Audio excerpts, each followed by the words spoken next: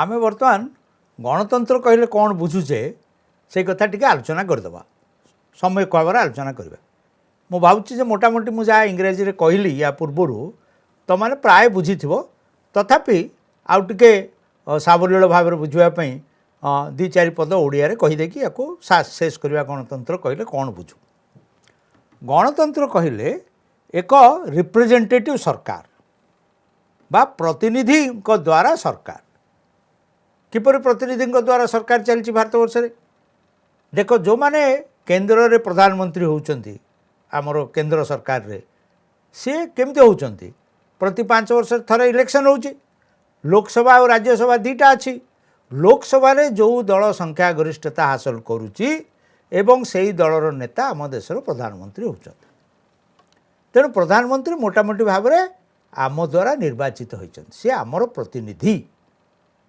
से भाई राज्य में मुख्यमंत्री माने निर्वाचित होउचंती खाली जे प्रधानमंत्री मुख्यमंत्री निर्वाचित होउचंती से कथा नुह जो माने मंत्री अछंती से माने मध्य राज्यसभा बा लोकसभार सभ्य बा एठी स्टेट लेजिस्लेटिव असेंबली बा राज्य असेंबली रो सभ्य से माने जेमिति केंद्र रे राज्यसभा लोकसभा अच्छी राज्य रे से भली असेंबली अच्छी काउंसिल अच्छी ओडिशा रे काउंसिल नहीं किंतु केतोटे धर महाराष्ट्र रे लेजिस्लेटिव काउंसिल भी अच्छी केतोटे राज्य रे अच्छी तेणु यही जो प्रतिनिधि माने निर्वाचित होउचंती प्रति 5 वर्ष रे राज्यसभा रे 6 वर्ष रे थरे लोकसभा रे 5 वर्ष रे सेमती खाली सेटा राज्यसभा लोकसभा लेजिस्लेटिव असेंबली खाली नुह ता तल मध्य तुम म्युनिसिपालिटी इलेक्शन बर्तन हो गला एनएसी एरिया रे इलेक्शन है गाँव में पंचायत इलेक्शन है यही मस भितर ये सब इलेक्शन भी हो जाइए आ 1919 रे होता लोकसभा आमर राज्य असेंबली गुड़ाक निर्वाचन होता तेणु गोटे प्रतिनिधि द्वारा शासन को आम गणतंत्र बोली कहूँ गणतंत्र कहले मुख्यतः जहाँ हो प्रति 5 वर्ष रे कोटी 3 वर्ष रे कोटी 4 वर्ष रे जो देशर जमती कॉन्स्टिट्यूशन अच्छी आईन अच्छी से अनुसार निर्वाचन हवा एवं आम देखिए भारत वर्ष रे केते थर सरकार बदली बेले बेले 2 थर 3 थर भी सेम प्रधानमंत्री आसपर फेर बदली जाऊँगी सरकार ओडिशा रे बर्तमान आम देखुचे मुख्यमंत्री नवीन बाबू बहु वर्ष अच्छा से भाई आगु ज्योति बासु बंगला बारंबार आसुले एवं ममता बनर्जी 2 थर 3 थर आसिले केतक जगार आए उत्तर प्रदेश रे केबे 2 थर केबे गोटे लोक मुख्यमंत्री नथरा बर्तमान अजित ये योगी आदित्यनाथ हेले से जाऊना कहीं प्रति 5 वर्ष 6 वर्ष निर्वाचन हवा को प्रतिनिधित्व प्रतिनिधि मान द्वारा शासन हवा पद्धति को गणतंत्र बोली कहा जाए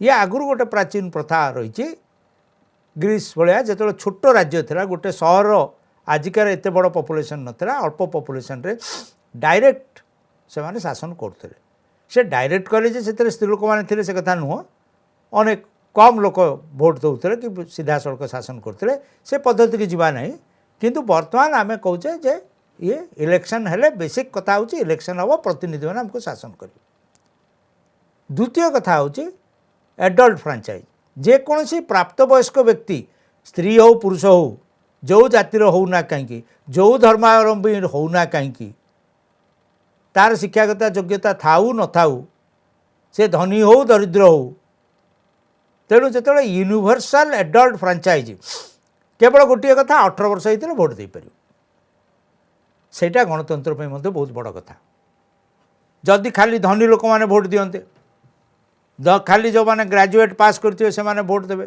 कि मैट्रिक पास करते से माने भोट देवे धर केवल पुरुष लोक मैंने भोट देवे ताल कौन हम ये सीमित हो यहाँ सीमित हो सीमित हो गले ताकू गणतंत्र कहीहबनी तेणु इलेक्शन हम विभिन्न दलरू स्वाधीन भाव में जड़े लोक निर्वाचन लड़ी पार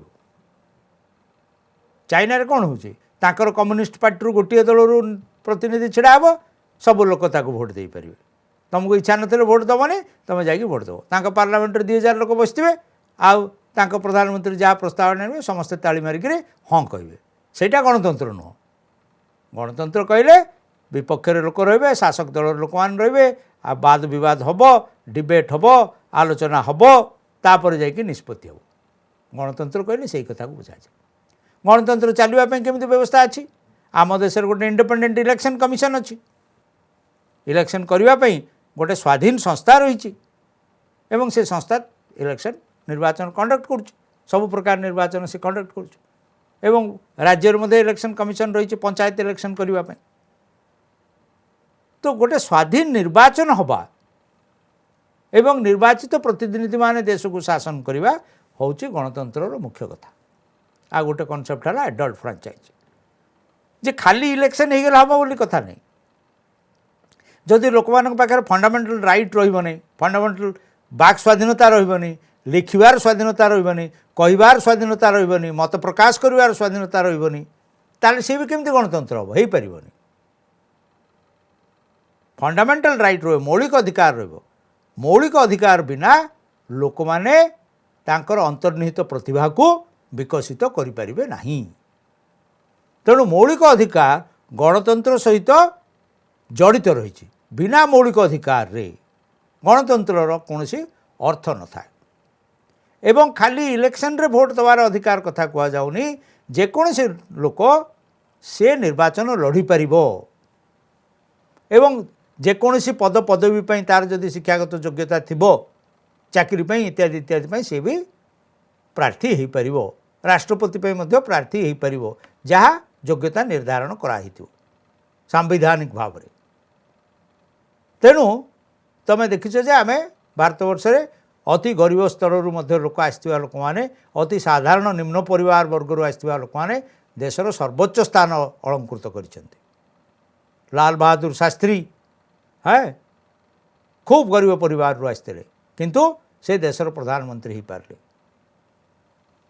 के आर नारायण जे अति कष्ट पाठ पढ़ते निम्न जातिर थिले स्कूल को अंटारे झाड़ू बांधिकी जावाक से काल रे बा अब्दुल कलाम जी आमर राष्ट्रपति होते अति गरीब परिवार रे जन्मग्रहण करते मुसलमान परिवार रे जन्मग्रहण करते किंतु देशर सर्वोच्च स्थान अधिकार करें से हूँ गणतंत्र लक्षण किंबा वर्तमान भी जे प्रधानमंत्री अच्छा से मध्य चाह बिकुले स्टेशन रे बापा सहित मिसिकी एक कथा किपर संभव है यहाँ गणतंत्र अच्छी बोली संभव है ये राजतंत्र थे राजा शासन करते संभव हो पार ना गणतंत्र कहबार अर्थ हूँ जेकोसी साधारण लोक सर्वोच्च स्थान को जीवार आकांक्षा रखिपारे एवं तापाई कौन नीतिगत आईनगत बाधा ना कौन से आईनगत बाधा ना एवं मौलिक अधिकार थिबा फल से भली घटना घटी पारुची गणतंत्र कहले सही कथा खाली सामाजिक गणतंत्र जाति गोत्र लिंग भितर कौन भेदभाव न रहा अर्थनैतिक अर्थनैतिक गणतंत्र धनी दरिद्र फरक न रहा ये सब फरक रहिले आउ गणतंत्र रही पारिबनी खाली पार्लियामेंट्री डेमोक्रेसी कहले कौन आम डेमोक्रेसी को आम कहूँ जे पार्लियामेंट्री डेमोक्रेसी सरल अर्थ है जो मैंने एग्जीक्यूटिव बा प्रधानमंत्री मुख्यमंत्री एवं विभिन्न मंत्री होती से माने समस्ते लोकसभा बा राज्यसभा केंद्र सरकार लोकसभा बा राज्यसभा सभ्य ओडिशा राज्य परिप्रेक्षी कहले से माने ओडिशा आसेम्बली सभ्य एवं खाली सेतिक नुह ओडिशा सरकार जी अच्छा बर्तमान धरत नवीन पट्टनायक सरकार अच्छी से ओडिशा लेजिस्लेटिव आसेम्बली पर उत्तरदायी तांको पाखे उत्तरदायी जहाँ से प्रश्न हम तार उत्तर रखिए एवं से गणतांत्रिक सभार प्रतिनिधि सभा को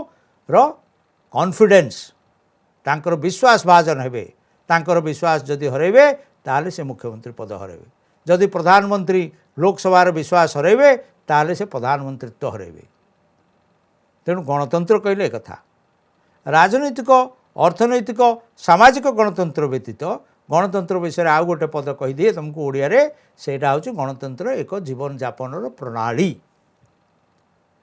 एथिरे जेपरी सरकार रहिबा आवश्यक सेपरी विपक्षी रहिबा आवश्यक विपक्ष जदि न रहिबो ताहले शासन ठीक से चलिबनी प्रत्येक दिगर विपरीत दिग गुड़ी विचार करने हम प्रत्येक इश्यू जहाँ आसो सरकार पाखु से लाभ क्षति कौन एपटे गले कौन हम सेपटे गले कौन हम खाली से नुह जितेबले आम कौ ओडिया गोटे कथा अच्छी महिषी सिंह फटा जुझिला बेलू गोटा एवं देख यूक्रेन युद्ध हो रुषिया यूक्रेन युद्ध हो पार्लियामेंट तुम देखुव जे कांग्रेस बीजेपी सब परस्पर प्रति दोषारोप करुँच परस्पर को कटु समालोचना करुँच किंतु यूक्रेन संबंध में कौन कहला कांग्रेस दल आम प्रधानमंत्री को सपक्ष करुचु महिषी सिंह फटा जुझिला बेलू गोटा जेत देशर हित कथा आसुची देशर वैदेशिक नीति कथा आसुची सेतबेले ऐक्यमत प्रकाश पाउछ सबु विषय मतभेद नहीं सबु विषय मतभेद नहीं भारतर संविधान को मानुचंती कि नहीं उभय दल मानुचंती काले काले मानि आछंती तेणु यही जो कथा गणतंत्र कहले गोटे जीवन यापन प्रणाली खाली राजनीति नुह कथाटा राजनीति सीमित होकर रही कथाटा घर को आसुची कथाटा चा दुकान को जाऊँगी कथाटा बजार हाटे पड़ुची सबु विषय आलोचना होची एवं भिन्न भिन्न मत प्रकाश पाउछ यही मत को आमे प्रश्रय दवा भिन्न भिन्न मत को प्रश्रय दवा ताकू टॉलरेट करवा सेटा हला गणतांत्रिक जीवन मु गोटे घर एग्जांपल दौली जदि पुओ बापा को कहब बापा तुम किसी जान तुम इंटरनेट व्यवहार करवा जान तुम कॉलेज जाई नथिलो तुम कौन जानिच बापा कॉलेज जाइतिलो मते पुओ कहूची नाई नाई झील भी कहूची ना तुम कि जान समय सब बदल गलानी आम सब जाचु तुम चुप रुह कह ना कि मत कि कहनी एवं बापा जदि कहूँ अरे बाबू तू कौन जानिचु मु बुढ़ा हेलिनी मु सब कथा जानी तू किसी कहना मत हम गणतांत्रिक जीवन हम परिवार रे जल्दी समस्त कहे ना ना माँ किसी जानी बापा कह बहुत तो कॉलेज जाई नथिला सी कौन जानी सी तो घर भितर अच्छे सी कौन जानी जदि ये उद्देश्य देखेबे ये व्यवहार देखेबे असहिष्णुता देखेबे अन्यर मत को हेय करेंगे ताले गणतांत्रिक जीवन यापन हो पार गणतंत्र गोटे बड़ कथा अच्छी आमे जेमिति कहवा आमे ताठरू अधिक शुणा अन्य प्रति सम्मान रखा सहिष्णु मनोभाव ग्रहण करवा एवं आमर विपरीत मत कहीं देले ताकू भल भाव शुणा चिंता करवा हुए तो से सत्यता थाई पारे बा आमे दुई जन भीतर जदि एग्रीमेंट हो पारनी let us agree to disagree अंतत पक्षे सहमति तो प्रकाश पाइब जे नाई आमे भिन्न मत पोषण करुचे किंतु भिन्न मत पोषण करें मु जहाँ कहूँ ता ही हम ताले कौन है ताले गणतांत्रिक जीवन है तो गणतंत्र गोटे कथा रहा निर्वाचित प्रतिनिधि माने शासन करेंगे सेटा हला मुख्य कथा राजनैतिक गणतंत्र रही सामाजिक गणतंत्र रही अर्थनैतिक गणतंत्र रही एवं व्यक्तिगत जीवन रे गणतांत्रिक प्रणाली मध्य रही ए सबुजाक गणतांत्रिक मूल्यबोध को जदि आम सम्मान दबा ताले आम जानिबा जे सरकार गणतांत्रिक अच्छी गणतंत्र रे ही मौलिक अधिकार सुरक्षित रही परिबो पुणी थे कहीदे मौलिक अधिकार बिना कौन सी व्यक्तिगत व्यक्ति तार अंतर्निहित गुणर संभावनार विकास घटाई पारिबो नाही तेणु सरकार राज्य सरकार केंद्र सरकार एवं लोक माने citizenry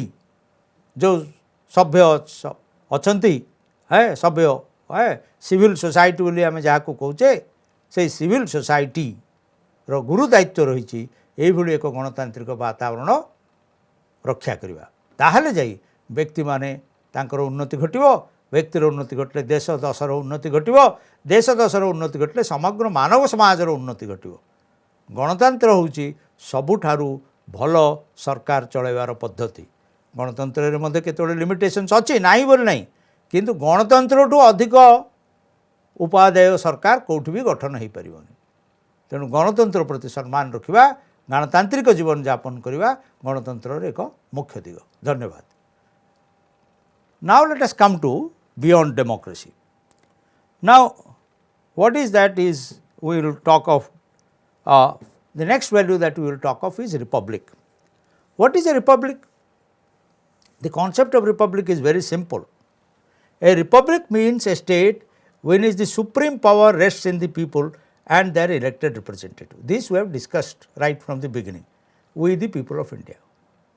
In a republic, the head of the state is an elected person and not a hereditary monarch. So, first point we have discussed right from the beginning, let us not repeat that. The second point is that in a republic, the head of the state is an elected person and not a hereditary monarch. That means, suppose the President of India, how is the President of India is elected? He is indirectly elected, not directly elected. How indirectly he is elected? The members of the Rajya Sabha and Lok Sabha and the members of the State Legislative Assembly, they vote and elect the President of India. The President's election will come very soon in India. Every 5 years, we elect a new President of India. And I have already given you examples of how commoners of India have risen to the highest position. Of course, they are all distinguished people. Those who have become Presidents of India are all distinguished. But the office of the President of India is not hereditary. In England, England cannot be considered to be a republic. England is democratic. England is democratic. There is no doubt about it. They are one of the most ancient democracies of the world, one of the most successful democracy of the world, but they cannot claim to be a republic. Why? The head of the state of England is a king or a queen. And how he becomes king and queen? People elect him? No. He is because it is hereditary. His father or mother was the king, so by birth he or she has become the king or queen of England. Japan. Japan is a democracy, no doubt about it. But Japan is not a republic. Why? Because there is a king in Japan. There are some other places, until very recently Nepal. Nepal had hereditary kingship. It is not a republic.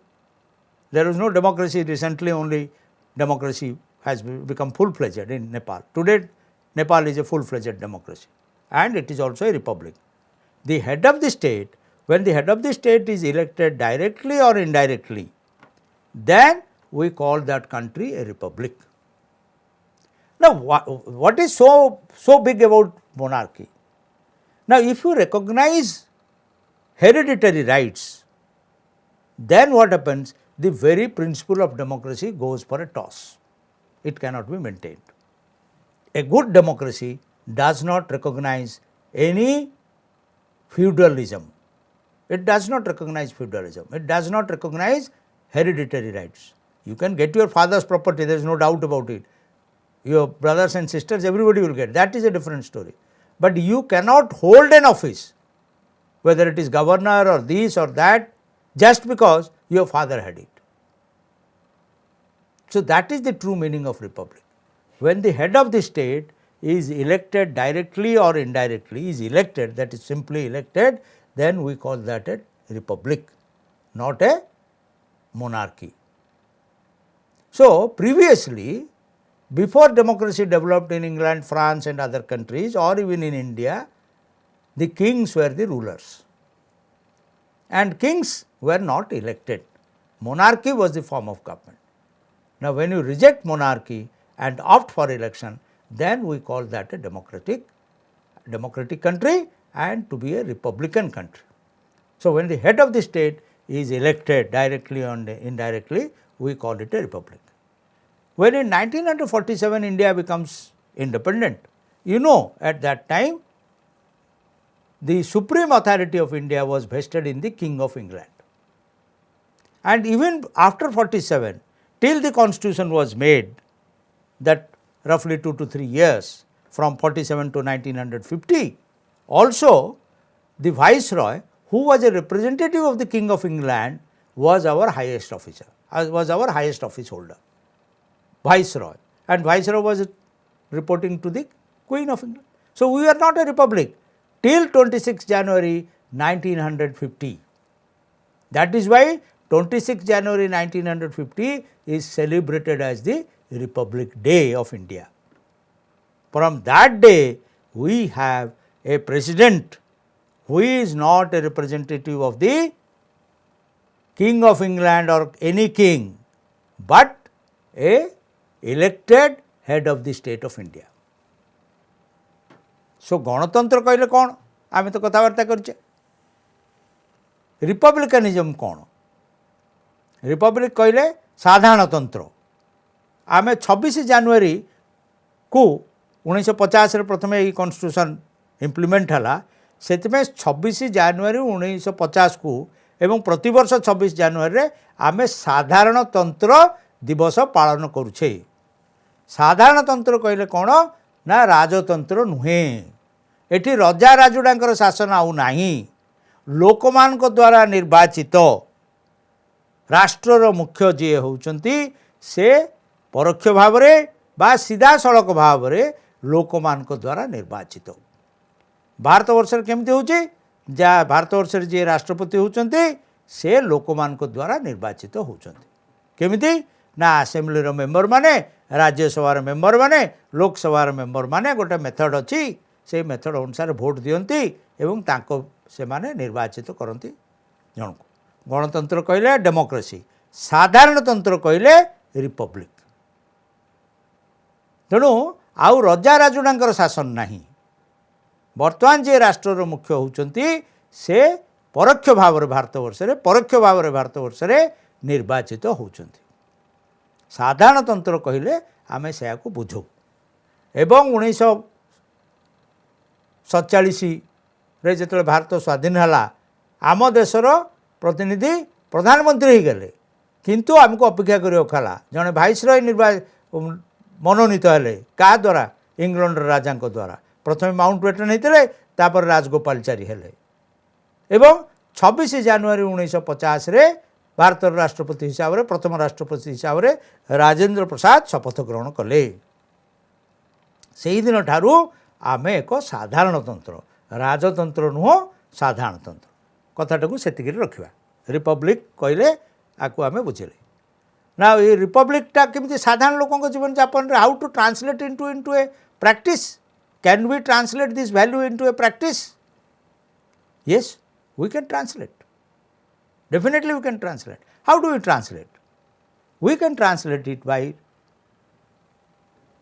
developing a respect for the opinion and wish of the people we must say that because his father was so and so he will become suppose you are trying to I am the prime minister of the country and after me my son will become the prime minister then is it a republican idea no it is not a republican idea means the common people the ordinary voters anyone can become the highest officer of the country that is democracy that is republicanism and similarly in our day to day life we must not say that somebody should get some position just because he is the son and daughter of somebody.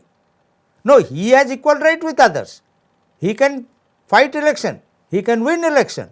But just because he is somebody's son or daughter, he cannot become the Prime Minister or the President of India or the Chief Minister of India. But if you are a son of a Prime Minister or a Chief Minister or a President of India, like any other person, you are free to fight election. And if people vote for you, you can occupy the highest position. There is no problem in that. That is the democratic attitude. That is the republican attitude. So, same thing must be practiced everywhere. That merit must prevail. That people's opinion must prevail. And no privilege based on birth. कौन से अधिकार नहीं जन्मगत अधिकार. जन्मगत अधिकार को भारत स्वीकृति दिए नहीं. जड़े जनकर पुओ बा झील है बोली से किसी एक नहीं से समस्त भली संग्राम जारी रखिबो एवं से जदि से तार जितापट है बा से जदि से सक्षम प्रमाणित है से समस्त भली सब कथा हो पार ताहा गोटे डिस्क्वालिफिकेशन नुह कहार पुओ बा झील बा से डिस्क्वालिफिकेशन नुह सरल भाव में कहवाक गले कहीं निजर पितामाता को बाछि नांती एपरिक लिंग बाछि नांती कौ राज्यर जन्म हे बाछि नांती धर्म बाछि नांती भाषा बाछि नांती किंतु स्वाधीन होगा कहले कौन हम ना ये सब ऊपर को उठिया हम जन्मगत अधिकार ऊपर को उठिया हम भाषागत वैषम्य ऊपर को उठिया हम लिंगगत वैषम्य ऊपर को उठिया हम ना मु झील पिलाटा मु पारिबिनी सेमती भाव कहबनी बा पुओ पिलाटे कहीपर से झीलटा कौन करदेव सेमती कथा तेणु ये वैषम्य उठिकी ये विविधता भितर उठा उठिकी संग्राम जारी रखा से हूँ साधारणतंत्र लोक मानकर मनोभाव तेणु या आम दैनंदिन जीवन में कम लगे पार now let us come to justice or ଓଡ଼ିଆରେ କହିଲେ ନ୍ୟାୟ. What is justice? Justice promises to give people what they are entitled to in terms of basic rights to food, clothing, housing, participation in the decision making process and living with dignity as human beings. Over the years, several practical measures such as safeguarding the minorities, abolition of untouchability, safeguarding women, children, backward classes and tribals have been taken to create a favorable social condition for the millions of downtrodden. So, justice कहले कौन बुझा जाउची? You must think of justice in terms of Indian history. Before the constitution was made, even after the constitution was made, there is a Indian society has been discriminatory. It has discriminated on many issues. Not only in India, discriminations were there also in other civilizations. I am not saying that it is only happening in India or it happened only in India. Discrimination, say for a long period, higher caste people were allowed only education. Only Brahmins and Kshatriyas and to an extent the Kayasthas or government officials and all that, they were allowed to study, they were given education. And people born in low class were not given education, they had no right to education. This is a discrimination. It is a discrimination. Similarly, most of the women, even in high caste amongst the Hindus, they were discriminated from education. There are also examples of in the Muslim families how discriminations were practiced. You will be surprised to know that in England, up to a very late, up to the 20th century, early part of the 20th century, women were not allowed into universities, or if they were allowed, they got admission, they studied, they did not get a degree. It is a discrimination. Say women were disallowed even today in most places in India to act as priests in the temple. That is a discrimination. Indian society was a highly discriminatory society. In America, say, black people were discriminated. They were not allowed into even clubs and hotels. They were bus seats were reserved for white people. Black people cannot sit on the bus seats, they have to go standing. Discrimination was there. Many people, many universities did not admit blacks into the higher education system. All over the world, various discriminations were practiced. But as a whole, as democracy has grown in the world, everywhere people are fighting discrimination. And everywhere elected governments, democratic governments have been trying to abolish or finish off discrimination. Why? Discrimination does not give justice to the people. Discrimination, discriminating people between people on the basis of caste, creed, religion, gender or any other discrimination is not good, will not give justice to the people. If you want justice to the people, you must abolish discrimination. That is why in India, when the constitution was implemented in 1950, justice becomes a very important thing. It is not even today that we can say proudly that we are a just society. We are constantly moving towards greater justice, that is true, but we are not completely just society.